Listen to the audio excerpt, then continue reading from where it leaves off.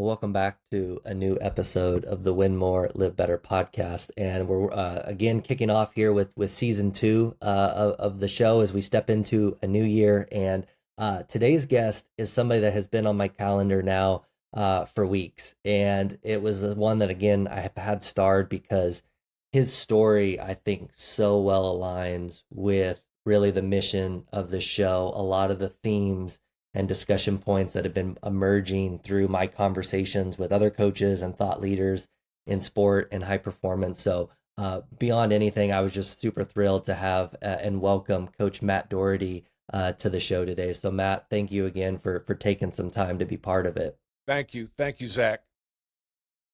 I think with you, there's so much I think we can get into. We can get into some of the specifics of your coaching journey. We can get into your book. We can get into the executive coaching and leadership development work that you do now. And I think we'll kind of tug on multiple threads within it. But I actually would really love to start with your book, Rebound. I read it a few months ago.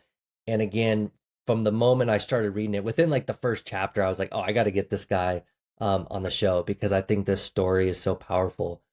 I'd love to start with just what compelled you to craft that book and to really start to reflect on the experiences that you had and how it really culminated in that thesis around kind of rebounding forward. Yeah. Oh, wow. That's a great question. I think at first it was therapeutic for me. It was the basis for those people who don't know the book Rebound is I was the head coach at the University of North Carolina, my alma mater. I left Notre Dame as the head coach to become the coach at North Carolina. And my first year, we were very good. We were number one in the country, and my staff and I were voted National Coach of the Year.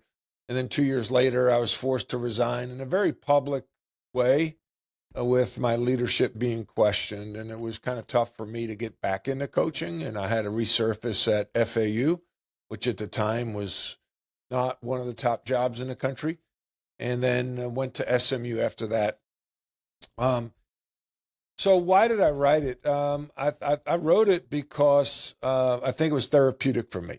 I think that when you keep things in, it can do some really internal damage, and it's healthy to release it. So I was just doing it kind of as a journal and thinking, well, maybe someday I'll write a book, but I'm thinking, who am I to write a book? Who cares about what I think, what I've experienced? And then I got to be an executive coach, and I use it as a tool. Really, it is basically I want to help people avoid the landmines that I stepped on, and I think that business and sports, whether you're the head coach at North Carolina or the CEO at Apple or Bank of America or wherever, they're both large, very public institutions, and leadership is the same in either place. You're dealing with your P&L, which is my one loss record as the head coach. You're dealing with recruiting talent, training talent, holding talent accountable. You have a board of directors.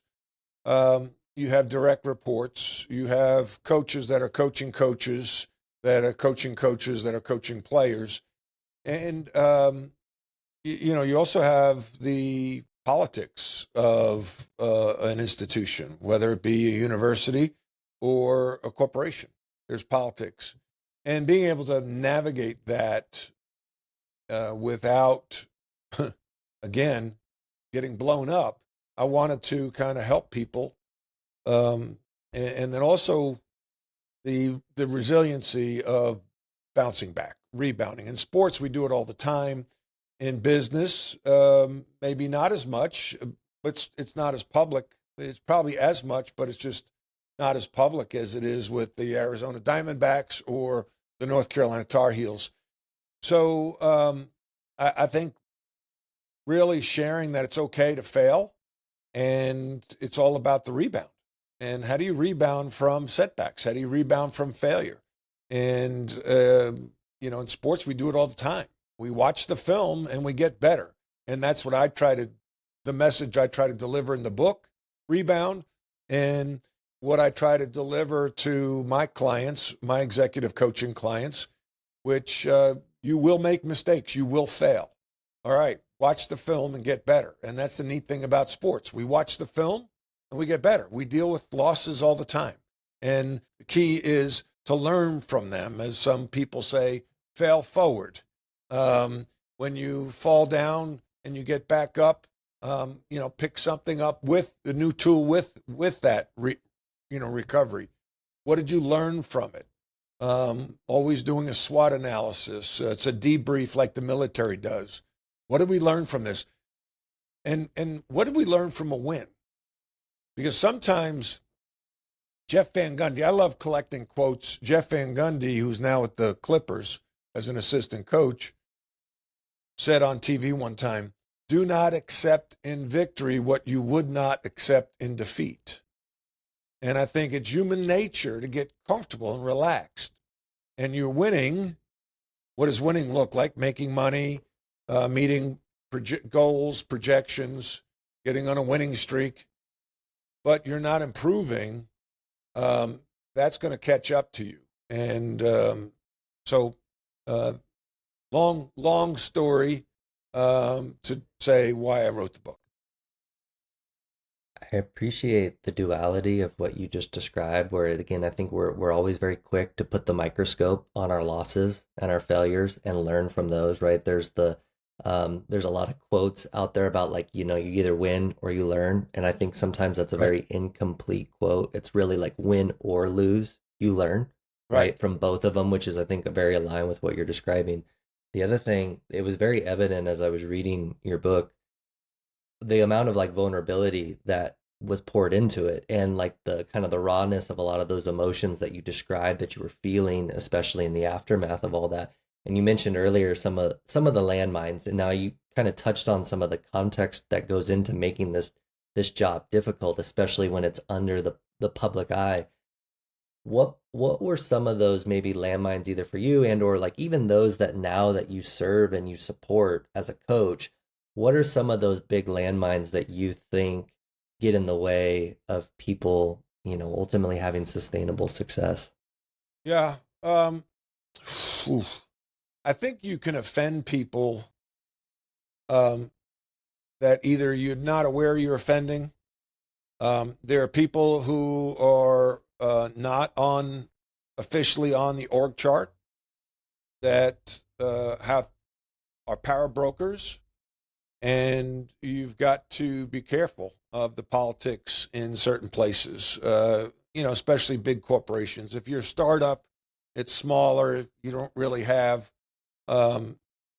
people that you can offend outside of your small, your partner or the small band of brothers you have when you're starting a new company. But when you're taking over, the Arizona Diamondbacks or the New York Giants or North Carolina, there's legacy there. There's legacy hidden in the corners. It might be a former coach. It might be a former athletic director. It might be a season ticket holder. It might be a professor on campus. And I think the quicker you can pull the curtain back and find out who is Oz or who Oz is, and address that, in the appropriate manner. Like sometimes it takes going after somebody. I took over at SMU, and there was this professor at the university who was in the community saying bad things about SMU. That came back to me. So what do? Well, I saw him at a high school event. And I went up to him and challenged him. He said, like, what do you do with a bully? You go after a bully. And I challenged him in front of people. I said, why are you saying bad things about SMU? You work there. Don't you want to help SMU? And, he backed down. And there are other people that maybe it's all about leverage. Who has the leverage? There are other people that, maybe there's a former coach or a former athletic director or a big booster that you have to address accordingly. That's a part of the job. Unless you can just have massive success and win every game, then you don't have to worry about a lot of that. But even those that are very successful, what ends up biting them in the butt is the soft skill stuff, not the hard skills, not the X's and O's, not their ability to recruit. It's the soft skills. How do they treat people in and around them? That is important. Now, you still got to win. That's the tough thing about coaching, whether it be college or in the pros. And I've talked to Larry Brown about this, former NBA coach. It's easier he said, in the NBA, because you only had one person you had to keep happy, and that was the owner. In college, you have the athletic director, the president, the chancellor, maybe the provost, booster, head of a booster club, several boosters. You didn't know all of them, and it was a lot more work in the pros. You really had to keep the owner happy. So it was an audience of one. With that, I mean, that just speaks to the complexity and the layers that go into it, particularly around the college landscape now, and how that's certainly continued to evolve. And earlier you talked about like the power brokers, right? Some of those are very known and obvious, and others certainly can have a big effect in more of an quote unquote invisible way, Right. behind the scenes too. Where one thing that I would love to ask, because I think you touch on this in not only your book, but I think other conversations, is the role that like identity can have in how you're able to rebound from failure, from setbacks and things like that. And I think for so many coaches, their identity Yeah. gets tied to Oh their gosh, yeah. title, their role, right? The wins, the losses, like you mentioned, the record and things like that. What is your perspective on the role of identity as a leader, and also then how you see it tie into that theme of your book? That is really hard, Zach. Oh, because you grow up in sport for the most part. You grow up dreaming about being a basketball player. You grow up dreaming about playing college, playing in the NBA, and then you dream about, if you want to pursue coaching, you dream about coaching. You have to dream it and envision it before it can become. It doesn't just, oh, I've got this coaching job, then I'll, plan on being successful. You've got to get there before you arrive. You got to get there mentally. Your mental, you deal with the mental aspect of sports. You got to get there. You got to see yourself before you get there. And that's so then when you lose that, you pour all your whole self into it, your whole family's into it, because that's what that job requires. So it is your identity, and it feels good. Like to be the head coach at North Carolina, the head coach at Notre Dame, to have that on your chest, to walk into a gym, to be announced as the head coach at North Carolina or Notre Dame or SMU or FAU. Like, people call you coach. That strokes your ego. Feels good. You love basketball. All you wanted to be was a basketball coach, nothing else. And then that's gone. Whether you choose to retire or you get fired, you lose that identity. And that is really difficult for a lot of people to deal with. Now, I'll take a step back. As an athlete, it's probably harder because you're younger. You're not as mature. You may not have some financial means.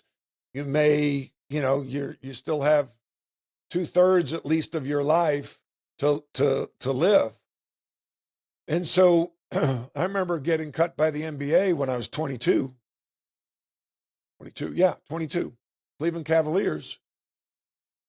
And since I was in fourth grade, I dreamed about basketball. And that's all I wanted to be, was a basketball player. And now that was taken from me, or I lost it. That was difficult, and maybe more difficult than losing my job as a coach because I didn't know how to deal with it. When I was 22, I I drank a lot, um, and when I was lost my job at North Carolina, 2003. So how old was I? 40, 41. I'd stopped drinking, and I try to make some decisions, and hopefully you have some money in the bank and you can pivot, and you have your family and you have more things to worry about. But the identity, I still hurt in March. March is a tough month for me as a player and a coach. That was the month you live for, and March Madness, and now I don't have that. So, and recently, I'm trying to watch less and less of March Madness because it still bothers me, and I haven't coached college basketball since 2012. So I think it's important, and this is so hard because you have to give it all to be good in coaching. So you kind of have to be obsessed with it, and then you lose it, and there's a tremendous void because that is your identity. And I think that for me, you have to or I try to identify as a Christian and as a father and a husband first. Christian first, father, husband, basketball coach. And being a basketball coach is what I do, not who I am. Boy, oh boy, that's a fine line, because if you're not all in as coaching college basketball, you're going to have a hard time being successful. So that is like a Greek tragedy, a Shakespearean play. It is really, really hard. I think when I hear you describe that, again, it just speaks to, as coaches, you just pour so much into it. Like you said, there is that obsession, there is that quote unquote imbalance, and that sense of being all in on those that you're serving, and you pour in so much to it. And there's others that I've had on the show. We've talked about, like, yes, there can be some weight with expectations that come into being in that role, and being at the helm of a top program. But there's also just the weight of caring. You're caring about the people that you're serving, your staff, the players, the people involved within a program, right? Like your own career, your own reputation. And like you mentioned, when you pour so much into it that then have it stripped away, it really does set us up for this huge loss to our ego. And as we know, like people, that's why change is so difficult for so many, is because it represents loss. Yes. And I think that's just what I appreciate of what you just described is maybe the rejuggling or the reordering of those other parts of your identity that sometimes become put on the back burner as a coach, right? And those other pieces where there's others that I've had on the show. We talked about, like, even just use family, for example.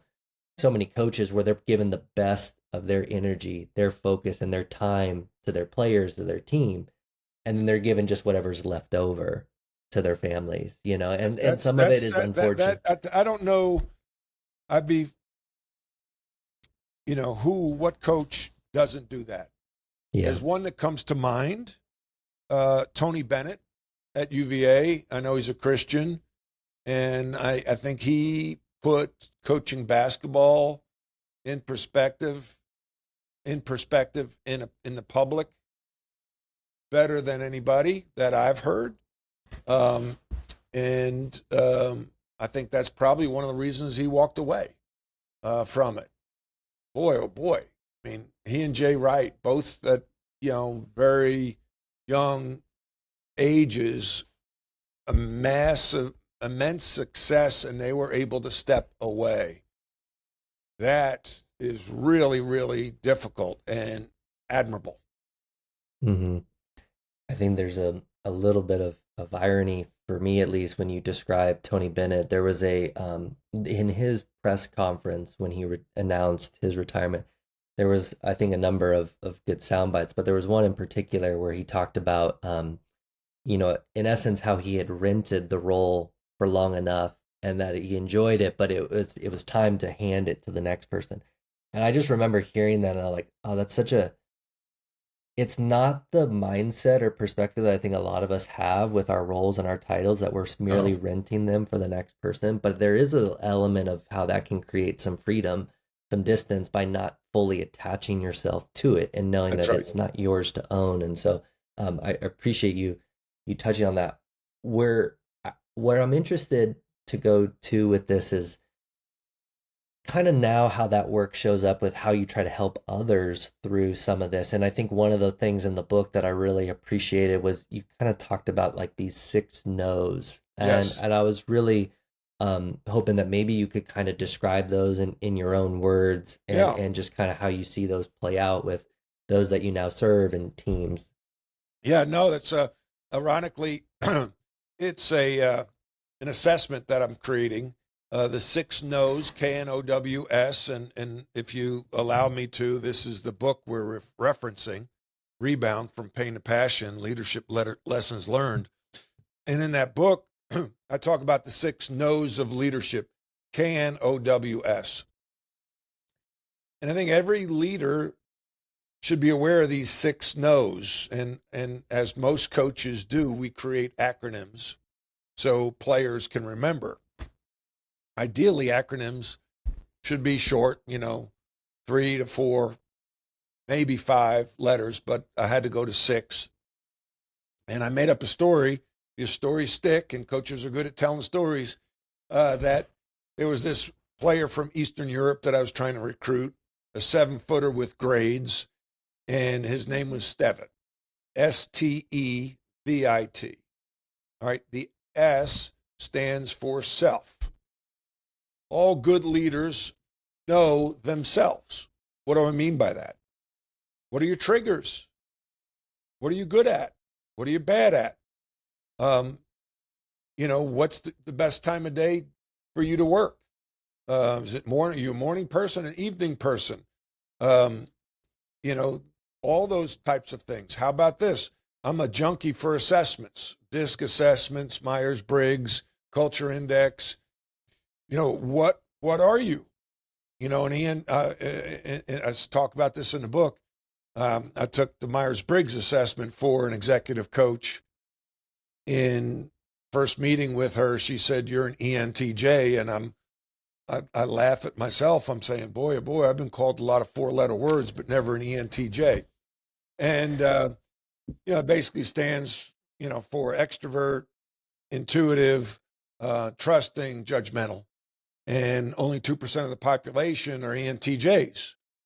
And when she told me that, I was like, I just gotten fired in North Carolina about a month or two before.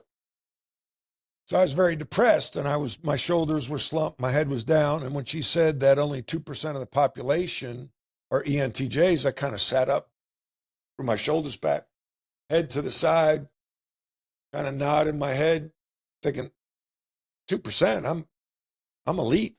Like, North Carolina just fired an elite coach. That's all that I was thinking. And she said, she knew what I was thinking. She said, you don't get it. That means 98% of the population do not think like you think. And I was like, oh my God. Like, that was an aha moment for me. I then knew myself better, right? That I like to communicate a certain way. So people talk about the golden rule, treat people how they want to be treated.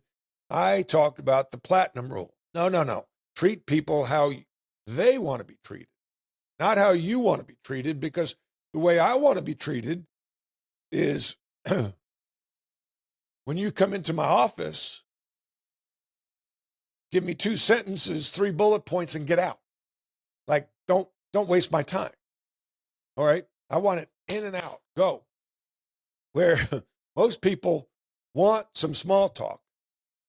Hey, how's your weekend? How's the weather? How's your son? How's your, oh, I saw your team, the Diamondbacks. I saw they had a good game last night. I don't like that small talk. I think it's a waste of time. I want to go. So now, if I'm coming to you and you like the small talk, I've got to give it to you. Because now you'll receive information better. You feel better about me. So who are you talking to? It's like a scouting report. Like everyone should have the scouting report on their forehead. I use the disc a lot because it's easier to remember. I'm a DI. So director, influencer. You might be an S. The S kind of, most of the population are S's, right? They like steady. They don't like rock the boat. They don't like to be called out in public. All right. My wife's a C, all right? Conscientious. She likes rules. She likes things on time, organized. All right. I better deliver that to her. Better deliver the S to the S if I really want to emotionally connect. So going back to Stevitt, I got to know myself before I can lead others. Then the T, the first T is team. Know my team. So I just talked about my wife. I talked about you. I talked about my son. So by better knowing them, how they like to be approached, how they like to be coached, you make a better connection. So you don't treat everybody the same, which is old school coaching. You treat everybody how they want to be treated within the parameters of a team. I can't say, hey, Zach, yeah, you're a night owl, so you don't have to show up on time for a 10 a.m. practice. Now, I can't do that. But within reason, I'll talk to you, communicate with you differently than I might communicate with somebody else. So that knowing your team, the E in Stevitt, environment. Okay, what kind of culture are you creating? Your culture is what you allow. I'm big on culture. It starts with your core values.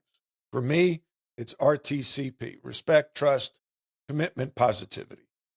Most organizations have core values, but they don't know them. And if they know them, they don't act on them. I call it wall art.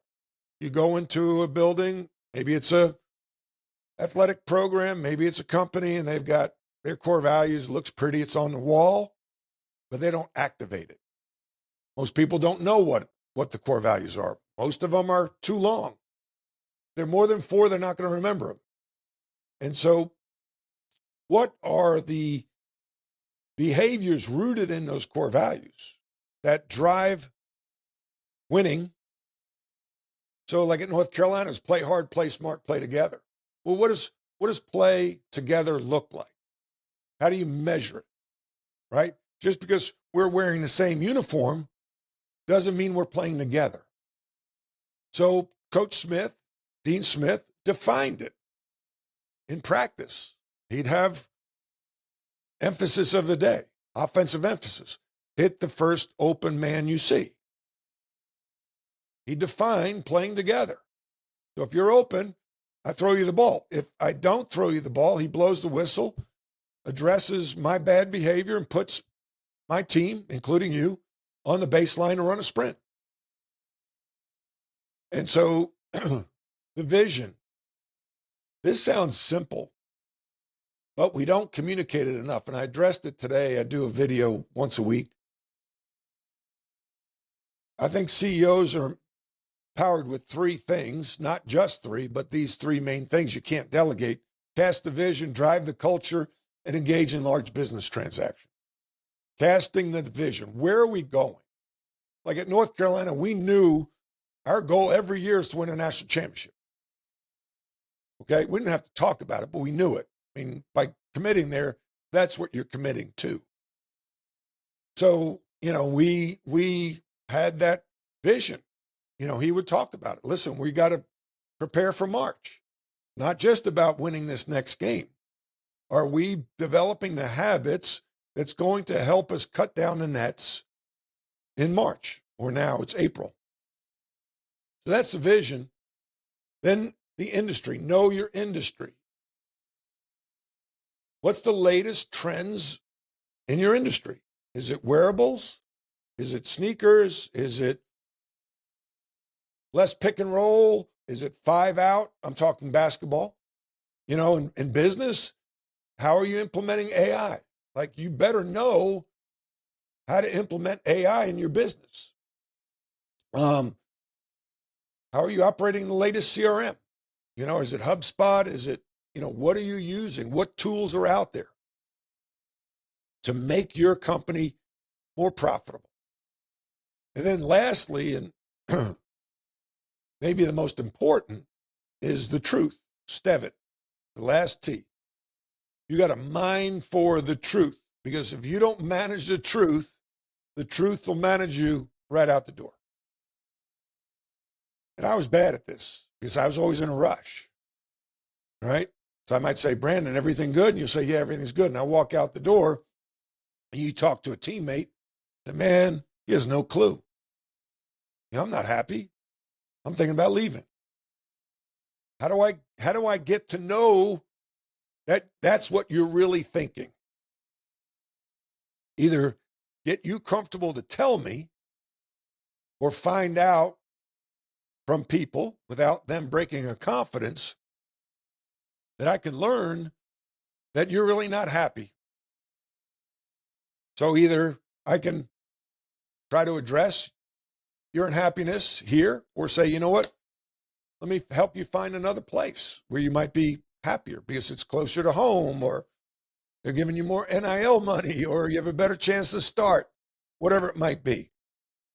So mining for the truth, because if you don't mine for the truth, you're not going to know yourself. You want feedback. You're not going to know your team. They're not going to tell you the truth.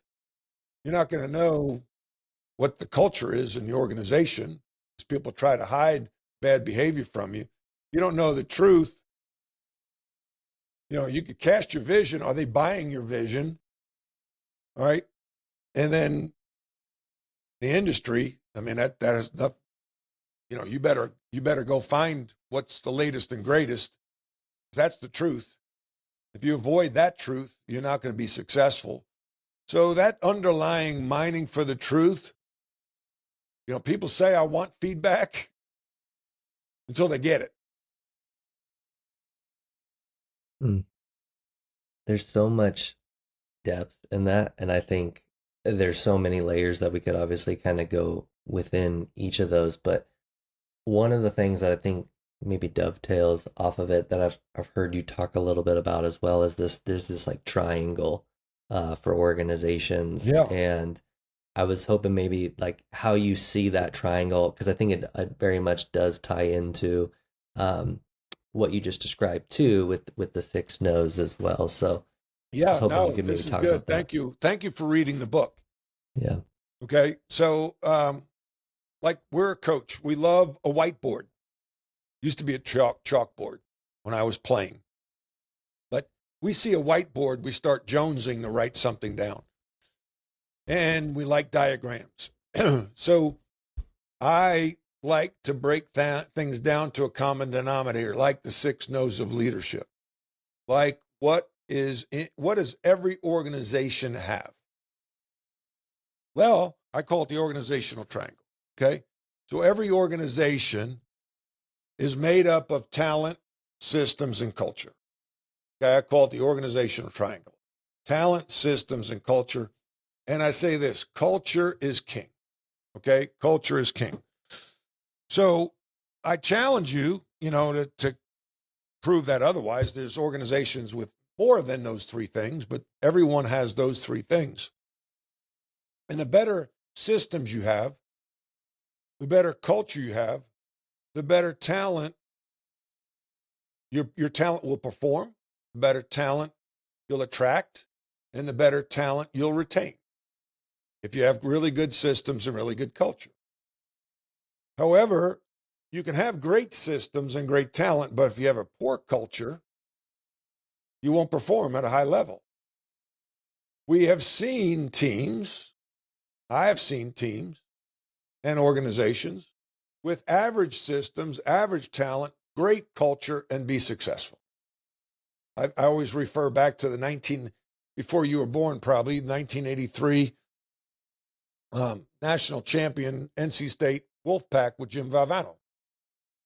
They didn't have, I don't think, an All-American on the roster. They probably had one first-round draft choice. Their systems weren't very complicated, like play number one, play number two. Like we knew them as well as their team did. Their culture was king. And those players would run through a wall for each other and for the coach. Now, at North Carolina, I like to think we had elite talent, elite systems, and elite culture. And that's why Coach Smith was so consistent over a 36-year period. With that, well, I'm gonna quickly kind of pivot because I want to be mindful of your time. I just have two or three more questions that I was hoping to pose, but this is really good, and I appreciate that breakdown. It aligns with my own kind of system. It's something that I've spent a lot of time on over the last year or so. The more conversations that I've been having with coaches, kind of distilling down what I think are maybe the four pillars or cornerstones of creating a high performing environment. And it was great because two of the ones you mentioned, culture and systems, were two of my four. So it was nice to hear an alternative spin on that. What were your other two, though? My other two, connection. So basically, how do you foster belonging, and how does that then show up in formulating trust? I think this is where, when you talk about that platinum rule and understanding that how we foster connection and trust with others isn't necessarily going to be reciprocated in the same exact way from that other person, and how do you get people to simultaneously be part of the team because they don't want to be alienated, but at the same time feel like they can be their own unique individual too, and how do you balance that? And then the fourth one is about development, which probably shows up in your systems piece, which is like, what is your process for how your people grow? And I think obviously in a sporting lens, we've gotten really good at that from a player perspective. I think a lot of my work now has been, how do we do that for coaches and staffs? And like, what, we always tell players, hey, when you go into the off season, here's XYZ, what we want you to develop and grow in.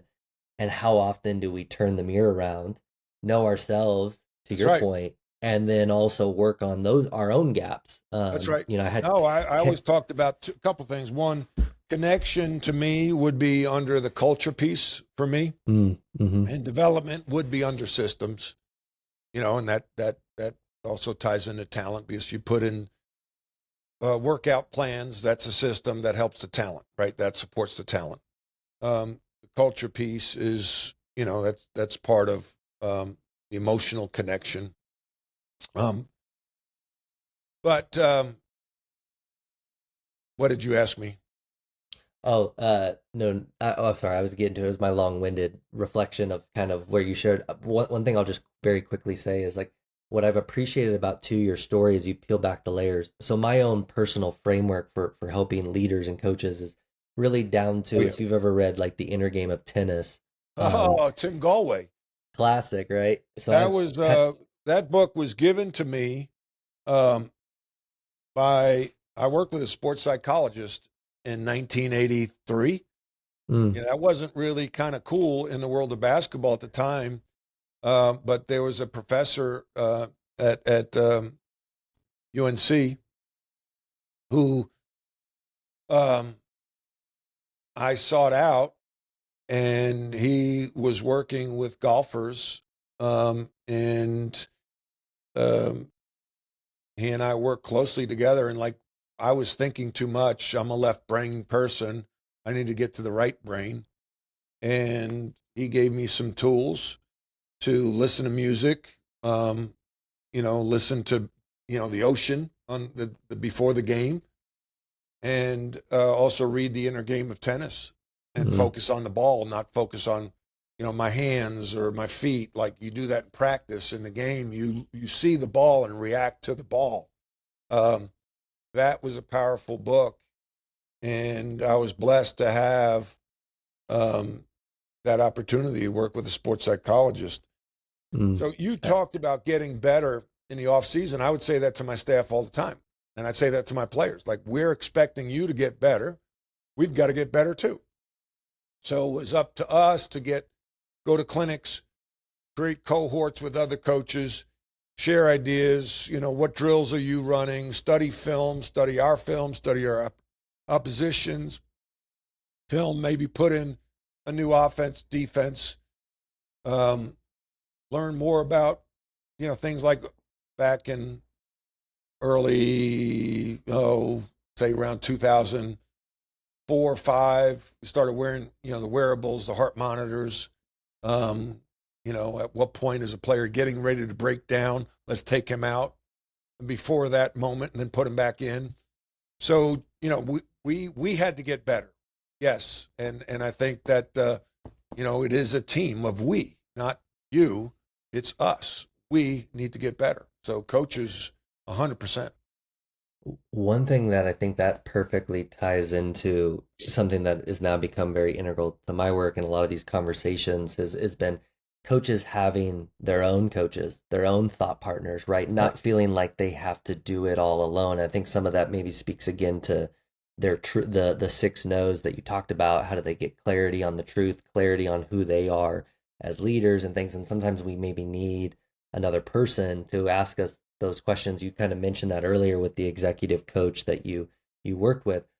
I would love to kind of hear from your perspective the value that you felt like you got or received from having a coach there with you, and I know given at where it occurred in your career, and also now like for coaches listening to this, is there any advice that you would give or endorsement that you would give to them in regards to having somebody there as in essence, a thought partner, not just to work with their teams, which I think a lot of people default to, but to work with them?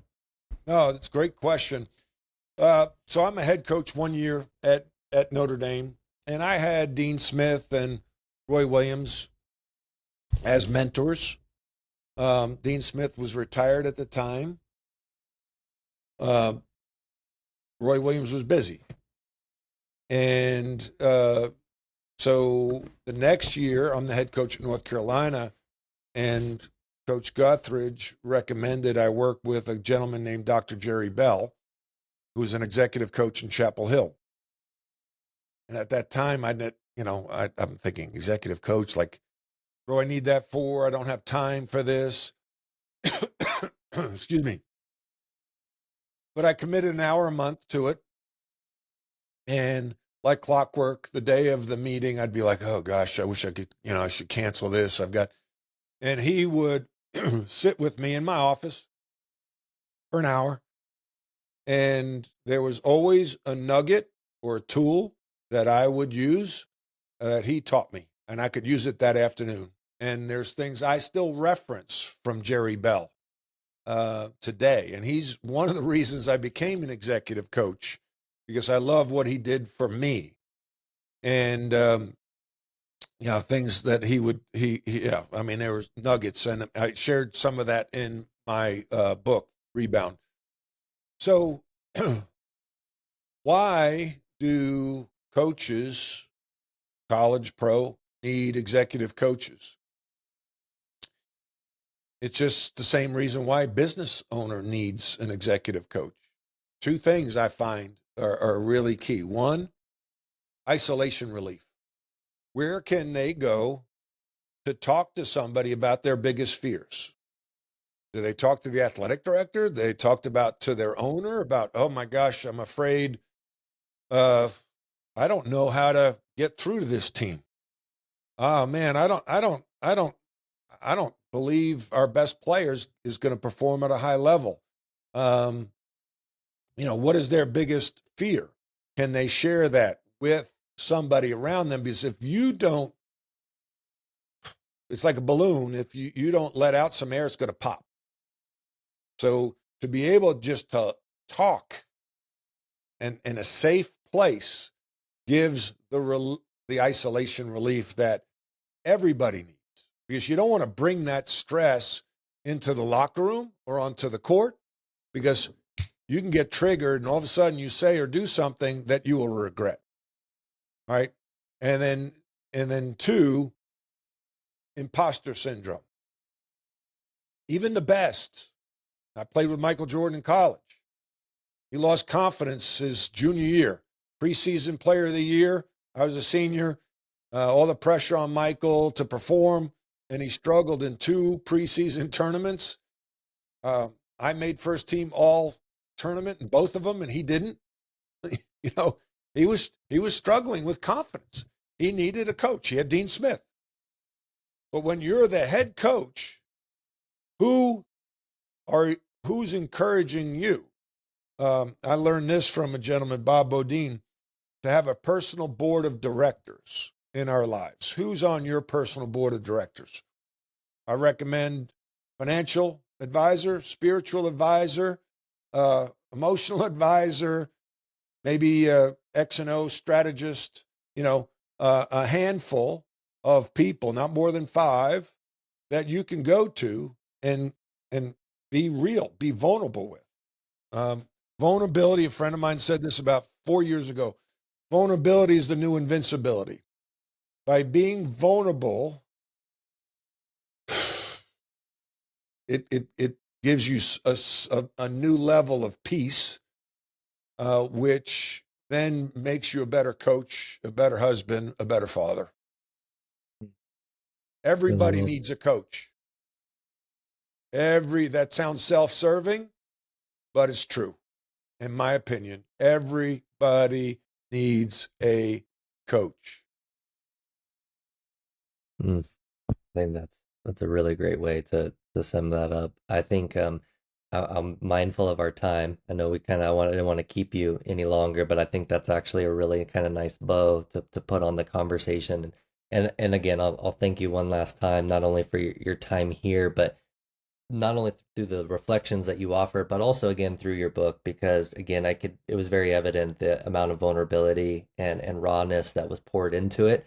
You could sense that. And so for you to kind of peel back the layers of what you were going through and navigating, and now how you are helping others in their own journeys, I think it says a lot. So Matt, I'm just super appreciative of you taking some time. Well, Zach, I'm going to plug my latest publication. That's the Timeout Journal. I don't have a copy here in front of me. But I do a podcast as well, and I'd interview people and ask them about their morning routine. And most people would say they did 3 things. They prayed, they journaled, and they worked out. And I jokingly say, well, I could do 2 of the 3. I could pray and I journal, but I don't care to work out in the morning. Sometimes I don't care to work out at all. But anyway, and I struggle with journaling because if I think I have a little ADD, and I'd look at a blank piece of paper and my mind would start to scramble. So I needed to have prompts, and I found this one journal I liked, and it motivated me to create my own journal that has a morning segment and an evening segment. It would take you 2 minutes in the morning, 2 minutes in the evening. And it's just a great way to get your mind right for the day, and a great way to get your mind right for a good night's sleep. Because